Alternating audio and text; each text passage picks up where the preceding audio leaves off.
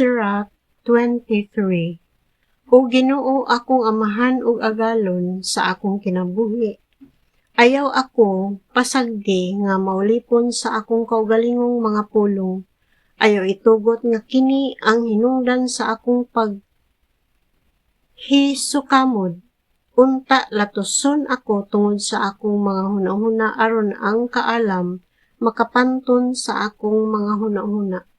Dili ako buot nga pasagdan lamang kung masayop ako. Dili ako buot nga hikalimtan bisan ang usa sa akong mga sala. Unya dili na ako magpadayon sa pagpakasala o magpatuyang sa kasaypanan. Dili na unya ako mahulog sa gahom sa akong mga kaaway o dili na ako pakaulawan nila. O Ginoo akong amahan o Dios, sa akong kinabuhi ilikay ako sa pagkamapahitason o panalipdi ako sa tanang dautan nga mga tinguha. Ampingi ako nga dili mabuntog sa kahakog o sa kaulag. Ayaw ako pasagdi nga mahimutang ubos sa gahom niining makauulaw nga mga kailigon. Mga kabataan ko, pamati sa akong ipamulong mahitungod sa husto nga pagpanulti. Buhata ang akong itudlo kaninyo ug dili gayud kamo malitag. Ang mga makasasala madakpan gumikan sa ilang kaugalingong mga pulong nga makapasakit o mapahitason. Ayaw pag-anad sa pagpanumpa ug ayaw sayon-sayona paggamit ang balaan nga ngalan sa Dios. Ang usa ka ulipon nga kanunayng bunalan dili gayud makalingkawas sa mga bunog. Ang usa ka tawo nga kanunayng manumpa sa balaan nga ngalan dili gayud makalingkawas sa sala. Ang usa ka tawo nga magpunay panumpa makasala sa sulod sa kasing-kasing ug ang silot dili gayud halayo sa iyang panimalay. Kung mapakyas siya sa pagtuman sa iyang panumpa, sad-an siya. Kung dili siya magtagad sa iyang panumpa, sad-an siya sa duha kapilo. Kung dili kinasing-kasing ang iyang panumpa sa sinugdan, dili siya mapasaylo ug ang iyang panimalay mapuno sa kasamo. Adunay usa ka paagi sa pagpanulti nga nahisama sa kamatayon, mismo hinaot unta nga walay Israelita nga mahimong sad-an niini. Ang mga tawo nga Dios non dili mulunang niining maong sala ug magpahilayo sila niini. Ayaw pag-anad pagsulti og mga balikas o panamastamas, sala kini.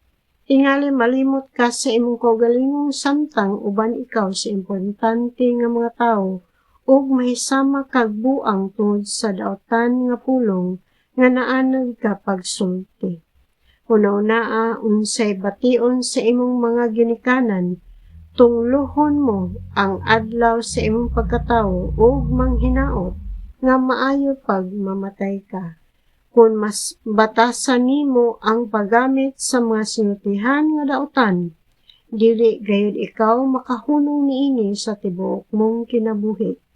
Adunay daghan paagi sa pagpakasala nga magpakanaog sa kapungot sa Ginoo.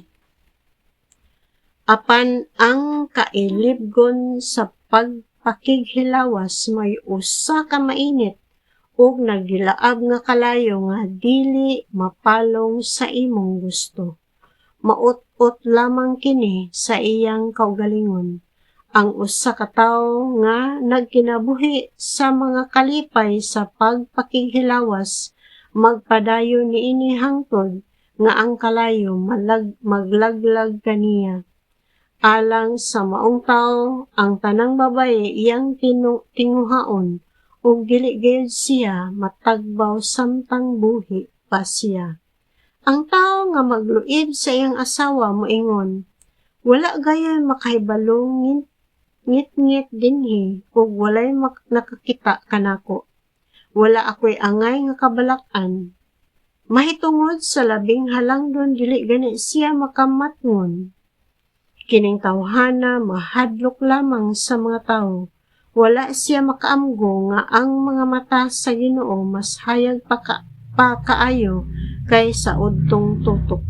Nagtan-aw siya sa tanan nga atong gibuhat bisan kung gisulayan nato kini pagtago. Nahibalo siya sa tanan sa wala pa niya buhata, ang kalibutan ingon man sa nahuman na kini. Kadtong tawhana nga makasasala masakpan sa higayon, nga wala gayud niya paabuta og silutan siya at tubangan sa katawhan. Sama usab niini ang usa ka babaye nga maaluibon sa embana ug maghatag kaniya og usa ka bata nga anak sa laing lalaki. Una sa tanan, nakalapas siya sa balaod sa labing halangdon. Ikaduha, nakasala siya sa iyang bana ug ikatulo, naghimo siya sa iyang kaugalingon nga usa ka daotang babaye pinaagi sa pagpanapaw o sa pagpanganak sa bata sa usa ka lalaki nga dili iyang bana. Ang mga anak mag-antos tungod sa iyang sala. Dili sila makakaplag og usa ka luna diha sa katilingban o makatukod og mga banay. Kining maong babaye dad-on at tubangan sa tigom o pakaulawan hangtod sa hangtod. Panghimarauton ang iyang ngalan. Human siya mamatay, ang tanan makaamgo nga wala nay lain nga mas maayo kaysa pagkahadlok sa Ginoo ug wala nay tamis pa kaysa pagtuman sa iyang mga kasuguan.